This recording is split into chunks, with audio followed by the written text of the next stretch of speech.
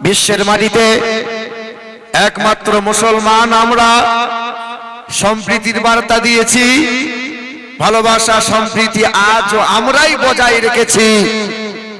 এই দেশের মাটিতে বাইবেল, জিন্দাবাদ, ত্রিপিটক, রামায়ণ, মহাভারত, যজুর, ঋক্, অথর্ব, কল্কি, পুরাণ, মনুসংহিতা সমস্ত ধর্মগ্রন্থ আছে। কোন ধর্মগ্রন্থ নিয়ে মামলা হয় না, হামলা হয় না, কিন্তু এই দেশের মাটিতে মামলা হয় কোরআন নিয়ে। এই দেশের মাটিতে খ্রিস্টান বাস করে, বৌদ্ধরা বাস করে, জৈন, আদিবাসী বাস করে, কারো বিরুদ্ধে কোন রকম কোনো অসুবিধা হয় না। কিন্তু এই দেশের মাটিতে মুসলমানদের নিয়ে এক শ্রেণীর বড্ড চুলকানি হয়। দেখছেন তো আপনারা, এই দেশের মাটিতে কত বিদ্যালয় আছে, পাঠশালা আছে, ভার্সিটি আছে, কলেজ আছে, কারো অসুবিধা হয় না। কিন্তু আমাদের দ্বীনি শিক্ষা প্রতিষ্ঠান, মাদ্রাসাগুলো নিয়ে এক শ্রেণীর বড্ড জ্বলন হয়। এই দেশের মাটিতে ন্যাংটা সাধু ঘুরে ঘুরে বেড়ায়। আমরা মুসলমান তো কোনোদিন তাদের বিরুদ্ধে আন্দোলন করি নাই, কিন্তু আমাদের দাড়িওয়ালা টুপিওয়ালা গুলোকে নিয়ে এক শ্রেণীর বড্ড চুলকানি হয়। কেন হয় বাবা? এই মুসলমান সোনার টুকরো বন্ধুরা, আমার সুধী মানুষেরা, কিছু কিছু মানুষ বলে যে ভারতের জমিনে বাদশারা মুসলমানরা দেশ চালিয়েছিল হাজার বছর, ভয় দেখিয়ে হিন্দুগুলোকে মুসলমান বানিয়ে নিয়েছে তারা। আরে খেপা, হাজার বছর দেশ চালিয়েছে মুসলমানেরা, তারা যদি ভয় দেখিয়ে হিন্দুগুলোকে মুসলমান বানিয়ে নিত, তাহলে এই দেশের মাটিতে মন্দিরে মাথা খুঁজে একটাও পাওয়া যেত না। আরে হতে পারে ভারতবর্ষ হিন্দুস্তানের মাটি, মুসলমানের রক্ত দিয়ে এই দেশে হয়েছে খাঁটি। ইংরেজদের তাড়িয়ে আনিল যারা ভারতের স্বাধীনতা, মুছে গেছে ইতিহাস হতে আজ তাদেরই কথা। ক্ষুদিরাম বাদল, বিনয়, দীনেশ, প্রফুল্ল চাকি, এরাই এনেছে স্বাধীনতা, আর কেউ আনেনি নাকি? চারিদিকে দুশ্মন, ভেঙনা ভেঙনা মন, সাহস জমিয়ে রাখো বুকে, ইমান জিন্দা করে জিহাদের হুঙ্কারে পরাজিত করো আজ শত্রুকে। চারিদিকে গাদ্দার, ভিনদেশী তাবেদার, সজাগ দৃষ্টি রাখো সবে, সকল মির্জাফর, বিদেশি গোলাম চোর, রুখতে তাদের আজ হবে। অনেক দামের দেশ, রক্ত ঘামের দেশ, মায়ার বাঁধন বড় বেশি। হিন্দু, মুসলমান, বৈধ বা খ্রিস্টান, আমরা সকলেই তো ভারতবাসী। কেন এত সংঘাত, কেন কিসের বিবাদ? ভাই ভাই রাখো হাত হাতে, সমরে পক্ষপাতী হয়েছে ষষ্ঠ জাতি। নজির দেখাও আজ দুনিয়াতে, যারা বলো নারে তাকবীর, নারে তাকবীর। মুসলমান তার জেগে নাই, মনে হচ্ছে কবরস্থানে ওয়াজ করছে। হে বাবাজিরা, ভাইরা আমার, আপনারা আগে তো আসবেন না, একটু আগে আসলে তো ভালো হতো মাশাআল্লাহ। যাই হোক, জোর করবো না, যারা দাঁড়িয়ে আছেন দাঁড়িয়েই থাকেন, আমি বসতে কিন্তু আর বলবো না। তবে দাঁড়িয়ে আছেন, আমার পায়ে ব্যথা হচ্ছে, দাঁড়ান, বেশিক্ষণ ওয়াজ কথা হবে না। আলহামদুলিল্লাহ, আমার শিক্ষিত মুসলমান, আমার সুধী মানুষেরা, মহান মালিকের দয়া, মহান মালিকের করুণা, এই দেখেন জীবন ভোর আমরা সম্প্রীতি বজায় রাখলাম। জীবন ভোর আমরা হিন্দু মুসলমান মিলেমিশে বাঁচতে চেয়েছি, মিলেমিশে আমরা থাকতে চেয়েছি। কিন্তু এই দেশের মাটিতে মুসলমানদের নিয়ে যাদের এত সমস্যা হয়, তারা কেন জানে না? তাদের ধর্মগ্রন্থ তারা কেন পড়ে না? তাদের ধর্মগ্রন্থে লেখা আছে যে ইতঙ্কৌ লগত প্রায় জনি সুপর ধর্মনি ধর্মত্তনাই সাতেন ভাগবান বতরিষ্যতি। যে অন্যের ধর্মকে ইজ্জত সম্মান করতে পারে না, যে অন্যের ধর্মকে যেন আমার ভালোবাসতে পারে না, তারা প্রকৃত কখনো ধার্মিক হতে পারে না। শিক্ষিত মুসলমান সুধী মানুষেরা, দিন ও দুনিয়ার বাদশাহ হাবিবে কিবরিয়া জনাবে মুহাম্মদ রাসূলুল্লাহ সাল্লাল্লাহু তাআলা আলাইহি ওয়াসাল্লাম, তিনি জীবনভর সম্প্রীতি দিয়ে মানুষের দুয়ারে দুয়ারে কালেমার বাতি, কালেমার বাণী পৌঁছেছেন। দিন ধর্ম, দিন ইসলাম পৃথিবীর কোনায় কোনায় কোরআনের শীতল হাওয়া পৌঁছে গিয়েছে একমাত্র সম্প্রীতি, মানবতা আর ভালোবাসা দিয়ে। শুনে থাকবেন আপনারা, মদিনার শহরে মসজিদে নববীতে রাসূল আমার মাগরিবের নামাজটা পড়ে তিনি যখন বার হলেন দেখতে পাচ্ছেন একদল মানুষ দাঁড়িয়ে আছে। নবী আমার সামনে গিয়ে জিজ্ঞাসা করছেন, বাবা তোমরা কারা বাবা? বলে আমরা বিদেশ থেকে পেটের দায়ে ব্যবসা করতে এসেছি, আমরা খ্রিস্টান, নাসারা, ইহুদি, আমরা অমুসলিম। নবী আমার বলছেন, বাবা তোমাদেরকে তো জিজ্ঞাসা করি নাই জাতপাতের কথা, তোমাদের দেহের রক্তের রং যা আমাদের দেহের রক্তের রং তো তাই না? হিন্দুদের রক্তের রং লাল আর মুসলমানদের রক্তের রং সবুজ। কি বলছেন বলেন? মালদাহাতে চায়ের দোকানে বসে চা খাবো, আর একটা অমুসলিম ছেলে বলছে হিন্দুদের রং হলো লাল আর মুসলমানদের রং হলো সবুজ। আমি বলছি কি নাম কি? বলে আমার নাম সুকুমার। আর হিন্দুদের রং যদি লাল হয় আর মুসলমানদের রং যদি সবুজ হয়, তা তরমুজটাকে হিন্দু বলবি না মুসলমান বলবি বল? ওর ভেতরটা লাল তো ওপরটা সবুজ। তখন বলছে আসছি পরে দেখা হবে। আনো যা। এ শিক্ষিত মুসলমান আমার শুধু মানুষেরা, দয়া রাসূল মায়ার নবী মুহাম্মদ মুস্তাফা সাল্লাল্লাহু তাআলা আলাইহি ওয়াসাল্লাম নবী আমার বললেন, বাবা পেটের দায়ে ব্যবসা করতে এসেছো, এখানে রাত গভীর হয়ে যাবে, না না বাড়ি যেতে হয় না, সকাল হোক সূর্য উদয় হবে তারপরে তোমরা বাড়ি যেও। রাসূল বলেন, হে সাহাবায়ে কিরামগণ, এক একজনকে দায়িত্ব করে বাড়ি নিয়ে যাও, পেট ভরে খাবার খাওয়াও, আরামের জায়গা করে দাও। সাহাবায়ে কিরামগণ এক একজনকে দায়িত্ব করে বাড়ি নিয়ে গেলেন, কিন্তু একটা মানুষকে কেউ নেয় না। নবী জিজ্ঞাসা করছেন, একে নাও না কেন? বলে, ইয়া রাসূলুল্লাহ একে আমরা জানি এ পরের পেলে এত খায় যে হাড়ি খালি করে দেয়। আমাদের সমাজে কিছু কিছু মানুষ আছে দেখবেন, চারটে রসগোল্লা জীবনে কিনে খায় না, চারটে রসগোল্লা জীবনে কিনে খায় না, কিন্তু বরযাত্রী গেলে পরে 50-60টা রসগোল্লা খায়। সমাজে এইরকম লোক বোধহয় নাই, আছে না নাই? হ্যাঁ, এই বাবাজিরা ভাইরা আমার, আমার রাসূল বললেন এই ব্যক্তিটাকে আমি নেব। নবী আমার ওই ব্যক্তিকে বাড়ি নিয়ে গেলেন, তাকে খাবার খাওয়াতে দিয়েছে, খেতে দিয়েছেন। নবী খাবার দেয়, বাবা দুটো দেবো, দেন। আর দুটো দেবো বাবা, দেন। কখনো না বলে না, কারণ তার মনে মনে ধারণা আমি এমন করে খাবো নবী যেন খেতে পায় না। গলা পর্যন্ত মাল খেয়ে নিয়েছে। তখন আল্লাহ রাসূল খাবার খাওয়ানোর পরে আরামের জায়গা করে দিলেন। আল্লাহ রাসূল আমার তাহাজ্জুদের নামাজ পড়তে গেলেন। সকাল হলো, ইশরাকের নামাজ পড়ে নবী পা পা করে ছুটে এলেন। মেহমানের দরজায় হাতটা দিয়েছেন, দরজাটা আলগা ছিল, দরজাটা খুলে গেল। নবী যখন ঘরে পা রাখলেন, ঘরের ভিতর থেকে চরম দুর্গন্ধ। রাসূল আমার লক্ষ্য করে দেখছেন বিছানা মায়ে পায়খানা, দেওয়ালে পায়খানা করে ওই ব্যক্তিটা তলোয়ার ফেলে দিয়ে মানুষটা চলে গেছে। নবী আফসোস করে বলছেন, হায় সে আমার মেহমান ছিল। রাসূল আমার বিছানাগুলো নিয়ে কুয়ার পাশে গেলেন। সম্প্রীতি কাকে বলে, ভালোবাসা কার নাম, অন্য ধর্মের প্রতি সহানুভূতি কেমন দেখেন। দয়া রাসূল আমার কুয়া থেকে পানি উঠায় আর নিজ হাতে করে অমুসলিমের পায়খানা পরিষ্কার করছেন। ওমরে ফারুক ছুটে গিয়ে কাতর কণ্ঠে নবীকে বলছেন, ইয়া রাসূলুল্লাহ আপনি পবিত্র হাত দিয়ে নাপাক পায়খানা পরিষ্কার করছেন, আল্লাহ রাসূল আমাকে দেন। ওমরে ফারুক বলছেন, ইয়া রাসূলুল্লাহ যে হাত দিয়ে অন্ধ ব্যক্তির চোখে হাত বুলিয়েছিলেন, অন্ধ ব্যক্তির চোখে জ্যোতি ফিরেছিল, যে হাত আপনি কুষ্ঠবেদীর গায়ে হাত বুলিয়েছিলেন, কুষ্ঠবেদী শিফা পেয়েছিল, যে হাত আপনি জাবের রাদিয়াল্লাহু তাআলা আনহু মৃত্যু ছেলের গায়ে হাত বুলিয়েছিলেন, মৃত্যু ছেলে জিন্দা হয়েছিল, যে আঙ্গুল আপনি আকাশের দিকে ইশারা করেছিলেন, আকাশের চাঁদটা দু টুকরো হয়েছে, যে আঙ্গুলটা আপনি লুটার মধ্যে ভরে দিয়েছিলেন, 1500 জন মানুষ সফরে থাকা ব্যক্তি পান করলো, ওযু বানাইলো, মেশকে পানিটা ভরে নিয়েছিল, তারপরে লুটা দিয়ে ঝর্ণা থেকে পানি বার হয়। ইয়া রাসূলুল্লাহ আপনি সেই পবিত্র হাত দিয়ে নাপাক পায়খানা পরিষ্কার করবেন, দেন না, আমাকে দেন। আল্লাহ রাসূল বললেন, না বাবা, কাজটা যে আমার, এই কাজ আমি করব বাবা, তুমি আমার মেহমানটাকে একটু খুঁজে নিয়ে এসো, ওই মেহমানটাকে একটু আমার কাছে নিয়ে আসো। মেহমানের হাতটা ধরে আমি মাপ চেয়ে নেব, আর মেহমানকে আমি তলোয়ারটা ফিরিয়ে দেবো।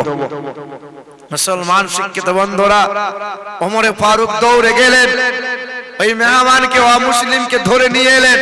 থরথর করে কাঁপছে, কারণ তার চিন্তা, ওমরে ফারুক আমাকে ধরে নিয়ে এসেছে, আর আমি যে অপরাধ ভুল করেছি নিশ্চয়ই মাথা আর আমার থাকবে না। কিন্তু মানবতার বন্ধু, বিশ্বের সভাপতি, বিশ্বের ন্যায় বিচারপতি, মানব জাতির কল্যাণকর্তা নবী মুহাম্মদ রাসূলুল্লাহ হাত দুটো ধুয়ে অমুসলিমের হাতটা ধরে বলছেন, বাবা তুমি আমাকে মাফ করে দাও, তুমি আমাকে ক্ষমার দৃষ্টিতে দেখো, আর তুমি তলোয়ারটা ফেলে দিয়ে গিয়েছিলে, এই তলোয়ারটা নিয়ে তুমি বাড়ি চলে যাও।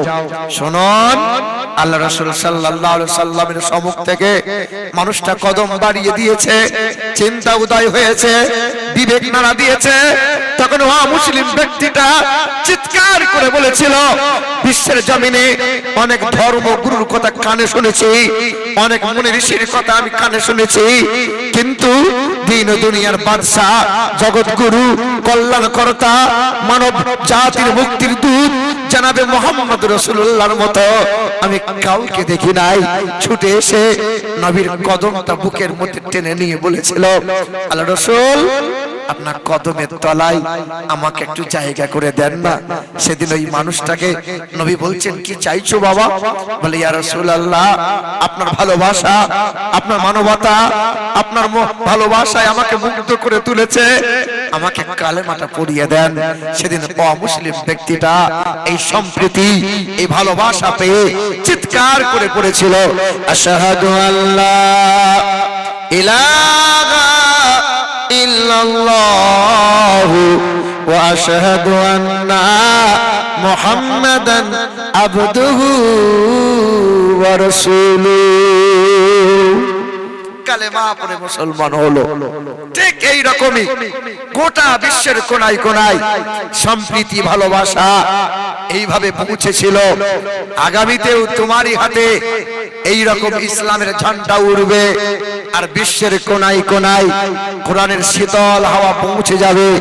তুমি যদি নবীর প্রেমিক হও, আর তোমার বুকে যদি কোরআন থাকে, তুমি যদি হও মুমিন আর মুমিনা, কেউ তোমারে মারতে পারবে না, কেউ তোমারে আঘাত দিতে পারবে না, কেউ তোমারে কষ্ট দিতে পারবে না, কেউ তোমাকে বেইজ্জত করতে পারবে না।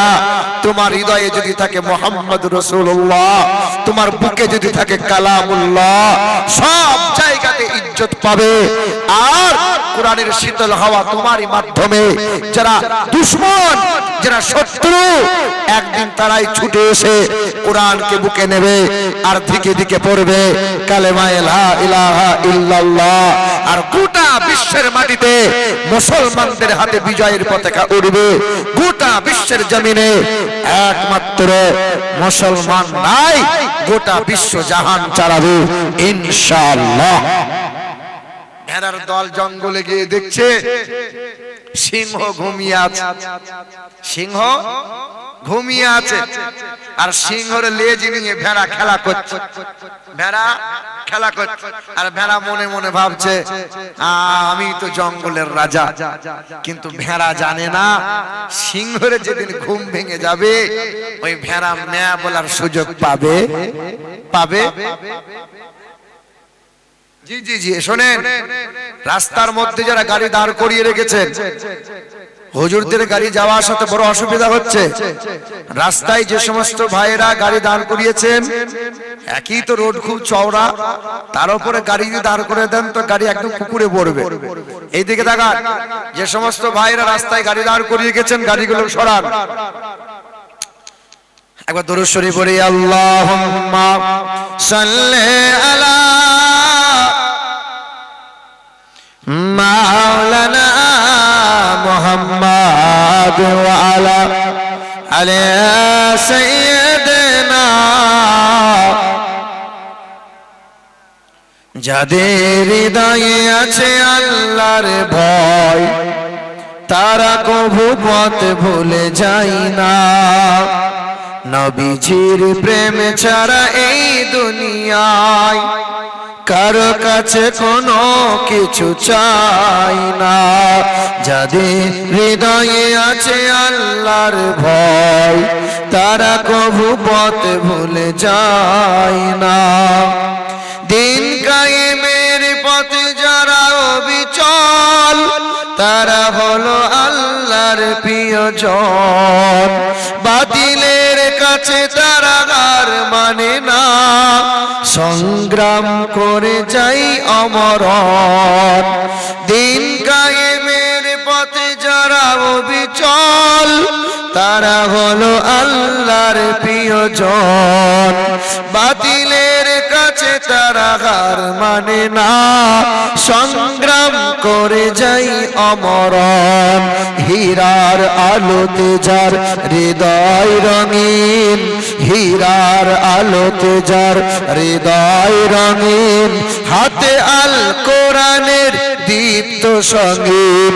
সত্যের পথে যারা নিবেদিত প্রাণ, শত্রুকে কভু ভয় পাই না। যাদের হৃদয়ে আছে আল্লাহর ভয় তারা কভু পথ ভুলে যায় না। নবীজির প্রেম ছাড়া এই দুনিয়ায় কারো কাছে কোনো কিছু চাই না। মুসলমান শিক্ষিত বন্ধুরা আমার, সব জায়গাতে মার খাচ্ছে কারা?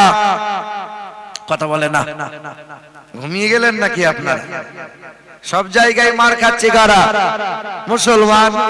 আর মার খাওয়ার মূল কারণ হলো আমাদের মধ্যে ইউনিটি নেই, একতা নেই। আমাদের বুকে নবী মুস্তাফার সুন্নাত নেই, নিজেকে মুসলমান বলে গর্ব করতে ভয় পাই।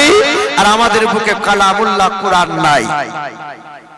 ও বলছে আমরা দইবন্দি, ও বলছে আমরা বেরেলি, ও বলছে আমরা ফুরফুরানি। এ বাবা, যত রকমের দলবাজি করবে আর কোরআন থেকে সরে যাবে, লাঞ্ছিত আর অপমানিত হতে হবে। আল্লাহ পাক বলেন, আমা আতাকুমুর রাসূল ফাখুযুহু ওয়া মা নাহাকুম আনহু ফান্তাহু।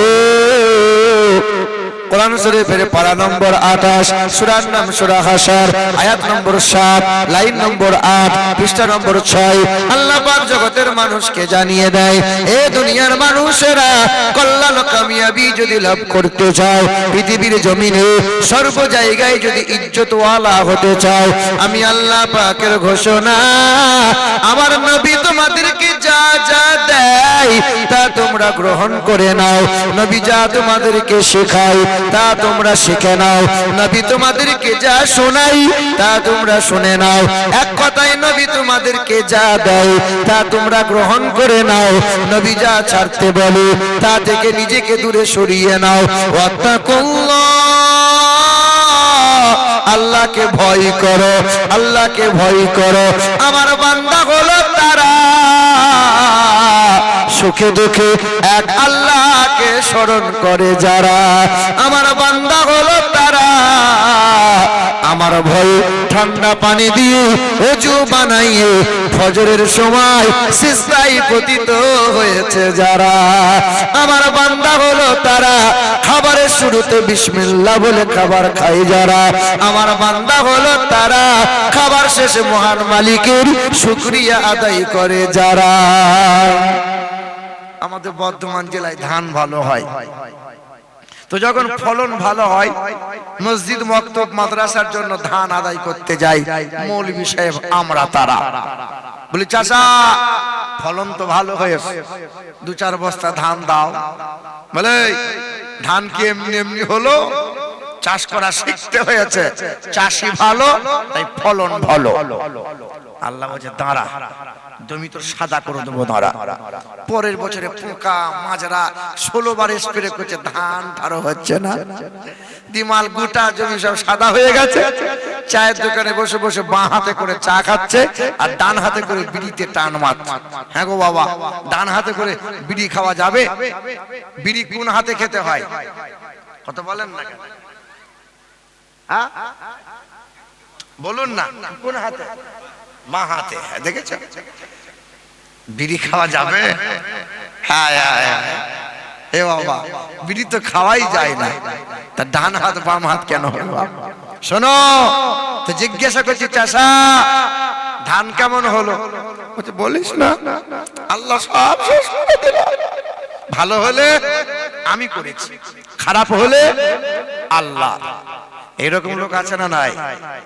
নামাজে পড়ছে, বেটা আবার জমির আল কেটে কেটে জমি বড় করছে।